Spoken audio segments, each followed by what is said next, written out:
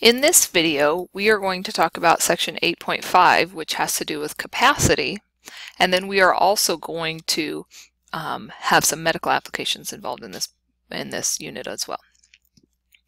So there are a lot of different aspects of capacity. Here we once again have our American units, converting between cups, pints, quarts, and gallons, as well as fluid ounces. And then we have our metric units, which is very similar to both length and mass, which we've talked about previously, but now we're dealing with liters instead of grams or meters. We're dealing with liters, and the same prefixes apply, same process there. But then we also have some conversions between the two units in that we're dealing with liters and centimeters cubed, or cubic centimeters, which is abbreviated with cc. And we can also go between ounces and milliliters here. Okay, same process, however, for doing our unit conversions as we have done all along. Okay, so let's convert from gallons to pints. Okay, so if we are dealing with 7 gallons, how many pints is that? Well, you might know this, but I still want to see your work. So I know that from gallons, I can go from gallons to quarts. So I know that 4 quarts is in 1 gallon. And that helps me cancel these first units of gallons. And then from quarts, I can go to pints, and I know that that there are 2 pints in 1 quart.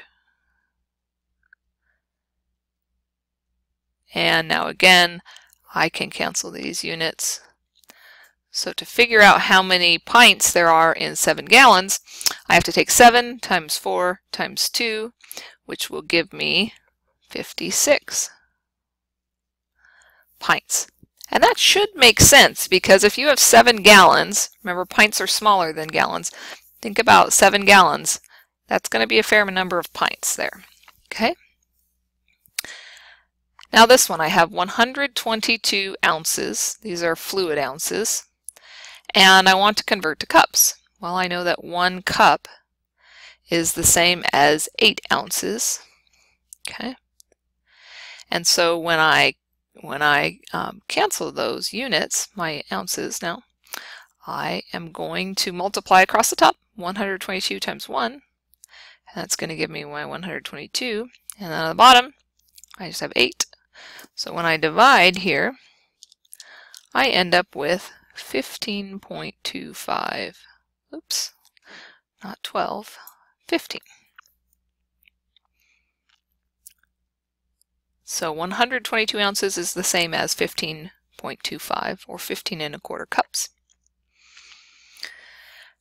How about going from 15.2 liters to milliliters? Well, we're going to work along this chart. Starting at liters, we're going to go to milliliters, so I have to move my decimal 3 places to the right. 1, 2, 3. Fill in with some zeros, and I now have 15,200 milliliters. Or similarly, if I have 4,503 milliliters and I want to go back to liters, I'm going to move 1, 2, 3 places back to the left, and I have 4.503 liters. Okay, so let's take a look at some applications. Okay, a doctor's orders say that a patient needs to take 2 ounces of medication every 6 hours. The question is, how many milliliters of medication does the patient take in a day? Like our last video, we talked about how many doses would you get in a day if you were dealing with something every 6 hours. So let's say, we talked about this one last time, if you started at noon, and then at 6 p.m., and then at midnight, and then at 6 a.m., and then it would be noon again, but that's actually considered the next 24 hours, or the next day. So we would get 4 doses total, right? So if you take 2 ounces every 6 hours, we would have 2 ounces times 4 for a total of 8 ounces is how much medication you would take. Well, now we need to convert this to milliliters. So I have 8 ounces, and I need to convert to milliliters. Well, let's just look for a second back at our unit conversions. I can go from 1 ounce is the same as 29.57 milliliters. Okay, that's what we're going to use. So 1 ounce, 29.57. So my 1 ounce is going to go on the bottom so they cancel out. And 29.57 milliliters is going to go on the top. Please make sure you're using a capital L for liter there.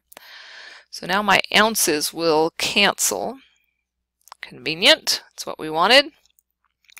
And I will go ahead and multiply across the top 8 times 29.57, and I get a total of 236.56. Okay, so then we need to answer the question. The patient takes 236.56 milliliters in a day. All right, there we go. Now how about this last one? If a patient needs to take 1 liter of fluids in 4 hours, but can only purchase the fluids in 16 ounce, 20 ounce, or 32 ounce bottles, what would the patient need to buy? So essentially we want to know if they need to take a liter's worth, but they can only buy them in these increments, how are we going to get there? Well, let's first, we know that we can use the same conversion that we did last time, that 1 ounce is the same as 29.57 milliliters. So let's first convert our liter to milliliters. So if I have 1 liter, and my decimal is here, and I want to go to milliliters, remember I'm moving 1, 2, 3 places to the right.